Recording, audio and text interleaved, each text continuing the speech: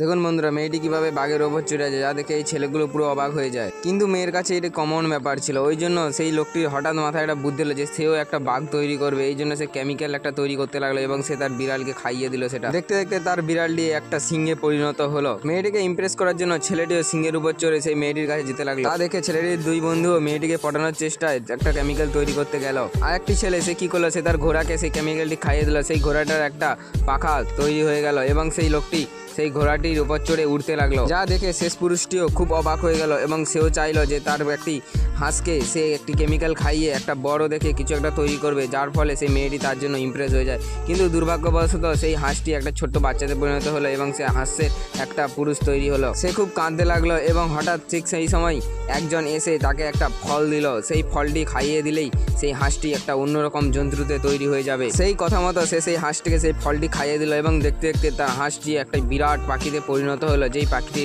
দিয়ে আগুন বাড়াচ্ছে। তো বন্ধুরা, তোমরা বলো কে বেশি শক্তিশালী, এই পাখিটা নাকি তার দুজনের বাহনটা?